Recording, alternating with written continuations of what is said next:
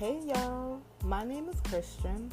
I'm a millennial, and this is the Millennial Mind. Millennials get a bad rap for being lazy, non productive members of society. We also get told that our opinions are warped and don't matter. This podcast is designed to express a point of view on the world as a whole, but from a millennial's perspective. I will talk about love, current events, pretty much everything that comes to mind. Come join me on this journey on speaking my mind, and I would love for you to speak your mind as well.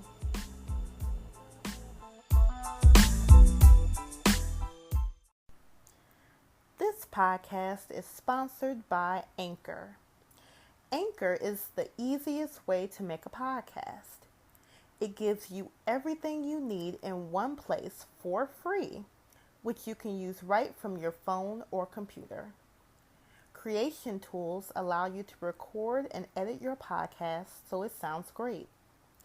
They'll distribute your podcast for you so it can be heard everywhere, even on platforms such as Spotify, Apple Podcasts, Google Podcasts, and many more.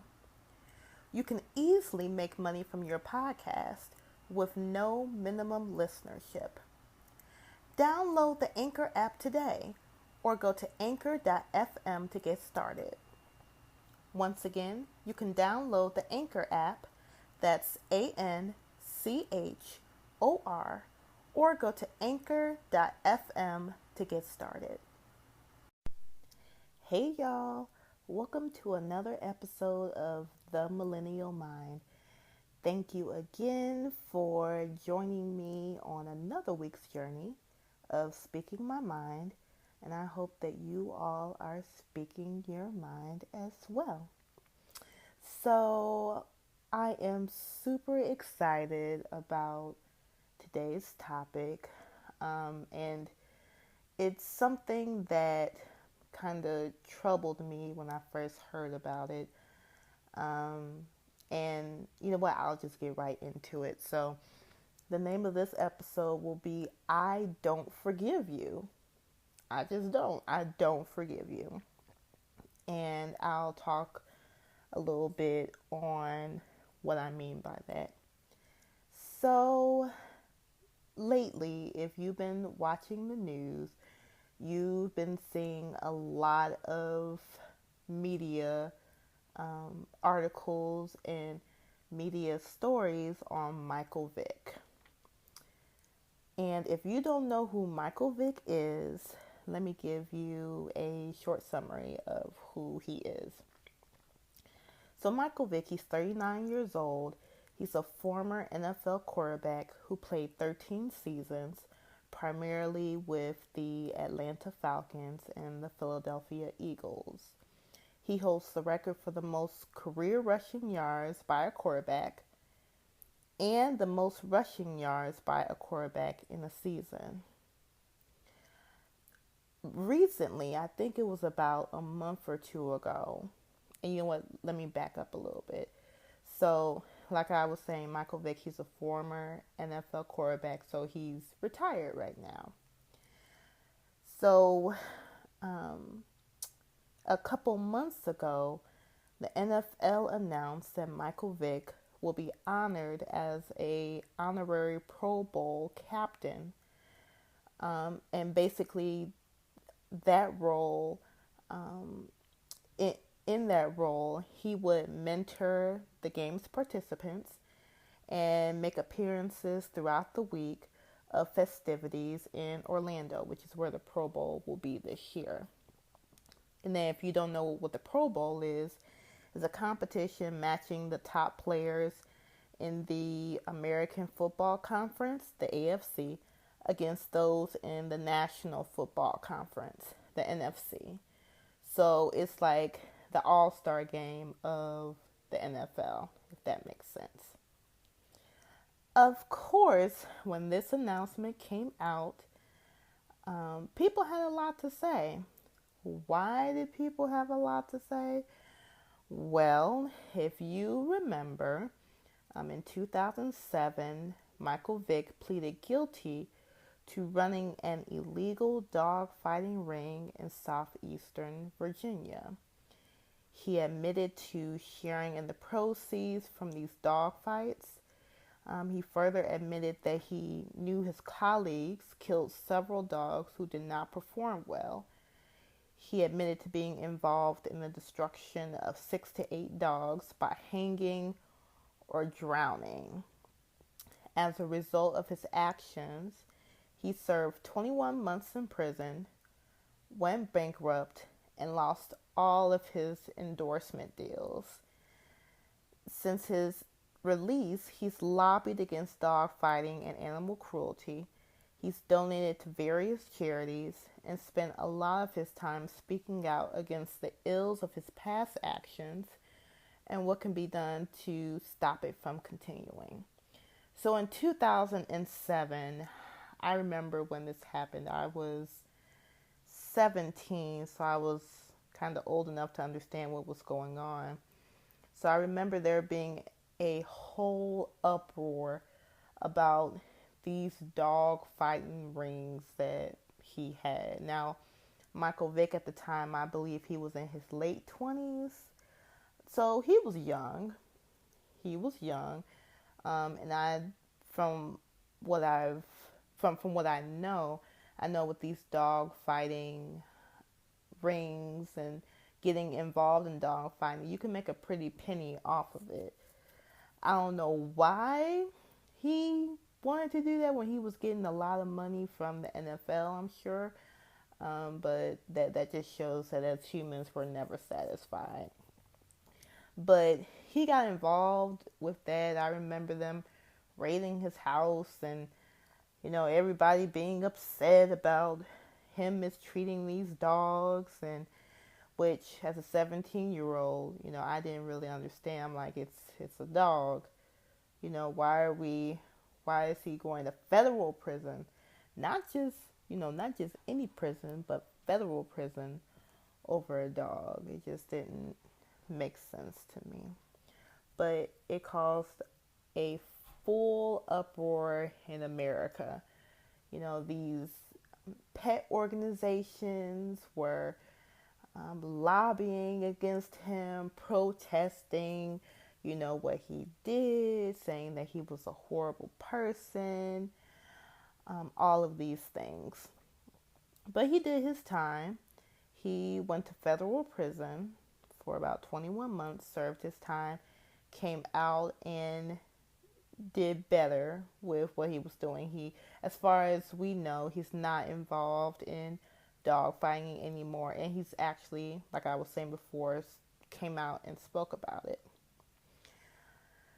So even with his past, even though he paid the consequences for his wrong, rectify his past mistakes so he didn't have to do it again or wouldn't be involved in it again, got married, has a family on his own, so he's on his grown man things. He's a grown man. He's 39 years old. So when the NFL made the announcement, people were in the uproar again. I saw so many things on Facebook about people protesting against Michael Vick being the Pro Bowl captain, which is weird because I bet a lot of people don't even watch the Pro Bowl. They don't even know what it is. I know I ain't never heard of, well, I shouldn't say I've never heard of it. I've heard of it, but I don't watch it. Okay? So I could really care less who's a Pro Bowl captain. But all of a sudden, when the NFL states like, oh, Michael Vick, he's going to be one of our Pro Bowl captains, there's a huge problem from everybody. I saw this one article that said collectively over 700,000 people have signed petitions requesting that the NFL remove him as honorary Pro Bowl captain. And if not, get this, that the sponsors of the Pro Bowl, like ESPN and Disney, remove their sponsorship. Like, they are really serious about that. Like, okay, if you're not going to remove him, remove his sponsors. ESPN, Disney, we need for you guys to do something. So I'm just baffled, and you probably are wondering what are my thoughts. One, I'm baffled. I'm baffled. This happened in 2007, so we're talking about 12 years ago, where Michael Vick was, you know, he pled guilty to this dog fighting issue. Since then, he's rectified his issues. He's a family man. He's spoken out against his wrongs, and people still just hollering about, whatever progress he's trying to make in his life. It's like, what the heck is going on? But this is crazy. It's crazy that people are this unforgiving. Unforgiving about a person who have rectified their own wrongs, who went through the system, did what they had to do, learned from their mistakes, and is doing better in their life. Why are people still so unforgiving? Why can't people forgive a person from their past mistakes? Now, let's put this disclaimer out there as well. Now, I'm a dog advocate. I love dogs. I don't believe that dogs, or any animal for that matter, should be mistreated at all. Shoot, I feel bad if I step on an ant. So, let alone, mistreating like dogs and cats, and, it makes me think about circus animals, how they get mistreated. That's a whole nother topic. But I just hate how animals get mistreated. I don't like the mistreatment of animals. So I'm not discounting what Michael Vick did. What he did was dead wrong. It was dead wrong. It was disgusting. Nevertheless, like I was saying, he was 27 years old when he did it. He served his time. He served his time. He's 39 years old now. As far as we know, he's not participating in dogfighting anymore. 12 years have passed since the incident. Why are we still upset? Why are we still this upset? We don't get this upset over the killing of humans. Humans. Like that guy who went in and shot up a church in North Carolina. They gave him Burger King. Oh, we forgave him shortly thereafter. The bodies weren't even fresh in the ground, and we're giving him Burger King, a nice Whopper. But Michael Vick, oh no, no, no, no, no. That's beneath the ground. Let's bury this dude. I know it's 12 years, but it don't really matter. He did what he did, and that's something that lasts forever. That's what people are truly thinking. Like, I would love to ask these 700,000 people, like, have you signed any petitions that will help in reducing the crime in our urban communities? I bet the answer would be no. Have you heavily declared your distaste for these African American men and women who are being killed by the police by practically doing nothing? I bet the answer will be no. Have you heavily declared your distaste about the sex trafficking that is violating our young girls and women and taking them permanently from us? I bet the answer would be no. If you speak up more for animals than you do for your own fellow human beings, then your priorities need to be revamped and revised. You know what? I'll get a little bit more into that, but I want to take a break so you can hear a word from our sponsor. Hey y'all, welcome back. I hope you enjoyed that word from our sponsor. But getting back to this discussion on why is it so hard for us to forgive, and why do we speak up more for animals than we do our own fellow human beings? It's because our priorities are not straight. Our priorities need to be revamped and revised. Like I have not seen this much of an uproar on any human being that's whose life was taken from us unexpectedly. But a dog, a dog, a dog's life is more precious than a human life. That just kind of boggles my mind. That just shows where people's priorities are. It just shows. But why is it so hard for us to forgive? Why is it so hard for people to forgive Michael Vick for what he did 12 years ago? And I've come up with a few conclusions. One, it's comfortable to be in your emotions. Your emotions are a safety blanket. Your emotions give you the authority to act the way that you act because you feel like the way that you're acting is warranted because of something that happened.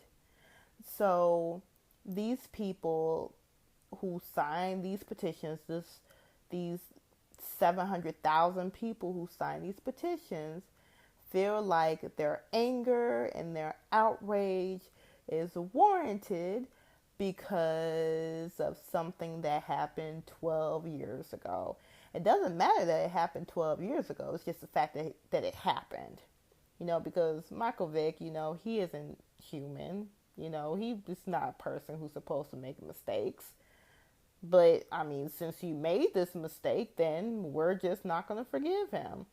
And, you're going to see my unforgiveness with this anger and this outrage that I'm going to have. And it's real comfortable to be in your emotions. And when you're at a point where your emotions are clouding your objectivity, it's a dangerous place to be in as a person. There's nothing that no one can say, nothing that no one could do that could cause you to think rationally because you're in your feelings. And that's what these 700,000 people are in. They are in their feelings over something that happened 12 years ago. That we got to get to a point where we have to let things go. We have to let it go. So that's one of my first reasons why it's so hard to forgive. Because it's comfortable to be in our emotions. The second reason that I can think of is, and it kind of continues on from the first reason that I gave, why is it so hard to forgive? People have a lack of a desire to grow. Forgiveness is not for the weak and frail. It's not for the weak in spirit. Forgiveness takes a lot of strength, a lot of courage to do. It promotes growth. Forgiveness is not all the time for the individual that wronged you or wronged society. Forgiveness is for you. Because if you house all of this anger, all of this bitterness against someone, not only does that affect you mentally and emotionally, but that could affect you physically. Science shows that forgiveness or unforgiveness over a long period of time affects your immune system. Like your immune system suffers because of all of this negative emotions that you're housing within yourself. But if you decide to let that go and make the conscious decision, like, yes, I'm going to forgive this person or for what they did against me or what they did against society, that releases all of that negativity into the ether waves, if that's how you want to say it, and that makes you feel better. it makes you feel better, and it helps you to grow because now you can move on with your life, move on to bigger and better things because you've overcome this obstacle. So I wonder how many people will grow from forgiving Michael Vick for something that he did 12 years ago. I'm sorry I keep saying it like that, but this is so stupid. This happened 12 years ago. I can see if he kept doing it over and over and over again. But as far as I know, he's not doing it. So why the bitterness? Why are we holding on to it? We got to let it go. And that allows me to go to my next point as to why it's so hard to forgive. Because forgiveness forces us to let go of things that we don't want to let go. And this kind of ties into the other two reasons that I was discussing earlier. Forgiveness is it's tough. It is very tough because the act of forgiveness, it's a mentality like, yes, I'm going to forgive this person for whatever they did, or forgiving not just a person, but anything that did you wrong. But it's also the physical act, the mental act, the emotional act of letting whatever wronged you go. So, and letting go of the negative emotions that came along with that wrong. So all of the bitterness, all of the anger, all of the sadness, all of the depression, just letting all of that go. And that takes a lot of courage. It takes a lot of strength to do. And I'm not saying that I get it right all of the time. I don't even think I'm at 50%. I'm trying to get there. But it kind of forces you to let all of that go. It does. And it forces you to be the bigger person, which that's another thing I'm trying to work at. Because with Michelle Obama saying, when they go low, we go high. Sometimes when they go low, I want to go lower. but that doesn't benefit you. Doesn't benefit you at all, and you wind up looking like the clown, and you wind up suffering. So it's not even worth it. And then another reason that I could think of why it's so hard for people to forgive is because they just don't want to. People don't want to forgive. They don't want to let things go. They like being in this emotional bubble because it's comfortable for them. They, enjoy the bitterness because it's, like I was saying before, it's their comfort zone. They feel like that it's warranted because of whatever wronged them. So they just choose not to forgive, which is unfortunate because they're the ones that's suffering and they don't really know it. They're the ones that's suffering. No one else is suffering. The one who's wronged them probably went on with their lives doing whatever it is that they're doing. And they're just sitting there thinking about something that happened years and years ago. There's just no benefit. You just gotta let it go. For your own physical health, for your emotional health, and for your mental health. Like I was saying, forgiveness is not just for the other person or for the other entity or whoever or whatever wronged you. It's mainly for you. So, what are your thoughts? What are your thoughts about the Michael Vick situation? Do you think we should forgive him? Or do you think we should join forces and sign this petition with the other 700,000 people? Let me know. Like my Facebook page, The Millennial Mind, and share your comments on the page. You can also share your thoughts at mindofmillennials@gmail.com. The podcast is available on Apple Podcasts, Spotify, Pocket Cast, and Anchor. Also, I am doing a giveaway for the month of December. I tried to do it for last week. I'm trying to do it weekly. I tried to do it for last week, but nobody sent me anything. So you guys are missing out on free stuff. So I'm going to try this again. What you can do to qualify for this giveaway, send me an email about your thoughts on the Michael Vick situation. Send them to me at mindofmillennials@gmail.com. That's MINDOFMILLENNIALS@gmail.com. Send me your thoughts, and then a winner will be picked at random, and you will win a special prize from me. So make sure you do that as soon as possible.